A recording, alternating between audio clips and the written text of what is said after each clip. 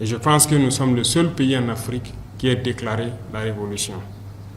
Et c'est difficile peut-être pour un investisseur de comprendre ce que c'est que la révolution et comment investir en temps de révolution. Et je puis vous assurer qu'en Afrique, c'est peut-être la seule opportunité offerte pour investir de manière sûre. Et il faut que tous ceux qui viennent pour investir le comprennent.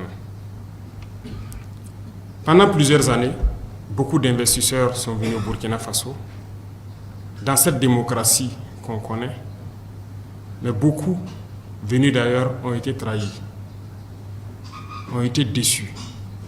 Certains ont été escroqués, certains ont été arnaqués. Ils ont été heurtés dans les ministères à beaucoup de refus d'agrément.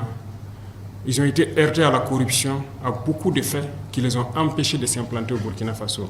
Certains sont témoins, nous le disons parce que beaucoup d'investisseurs sont revenus vers nous et nous ont expliqué un peu toutes leurs mésaventures au Burkina Faso dans ces temps de démocratie. Et c'est l'inconvénient de la politique en Afrique.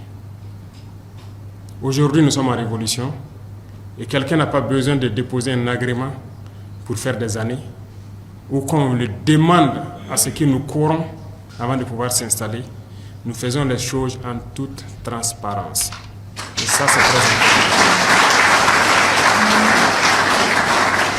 Donc, c'est le premier pas pour pouvoir rentrer au Burkina Faso.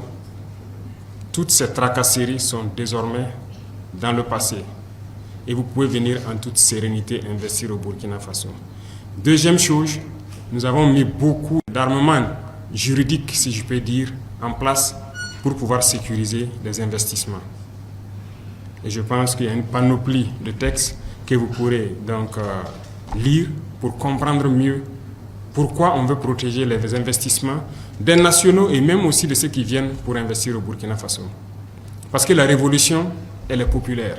Et qui dit populaire, nous avons une population très jeune. Et ça serait du dilatoire que de chanter sur le toit que nous nous battons pour l'emploi des jeunes sans penser à l'industrie, à la transformation. Donc, l'investissement. Et nous pensons que pour que les jeunes aient de l'emploi, il faut qu'on ait de l'industrie, il faut qu'on ait de la transformation sur place. Et donc, qui mieux que les investisseurs pour pouvoir donc accompagner, à pouvoir donc donner de l'emploi à la jeunesse. Et donc, c'est aussi une des missions de notre révolution.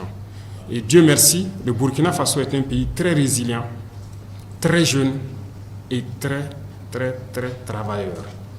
Nous avons une jeunesse qui se donne aujourd'hui corps et âme au travail, parce que nous avons réussi à changer beaucoup de mentalités, à remettre les gens au travail et les résultats se font sentir.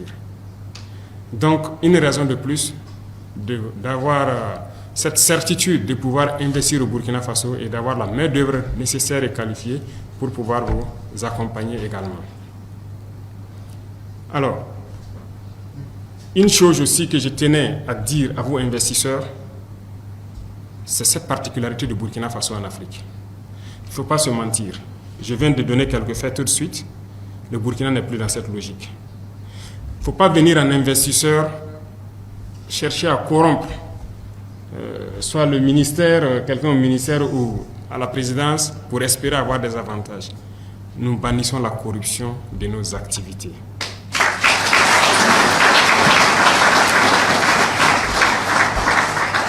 Il ne faut pas venir en investisseur et croire que le Burkina Faso est comme tous les autres pays en Afrique aussi. C'est malheureusement le cas, ça continue. Les gens plaident l'investissement, mais à cause de la corruption, ça devient de l'esclavage. Nous ne sommes pas dans un modèle d'investissement en exposant notre jeunesse à l'esclavage, à l'exploitation. Non, voilà pourquoi nous voulons faire les choses de manière transparente et que chaque partie puisse tirer profit des investissements au Burkina Faso.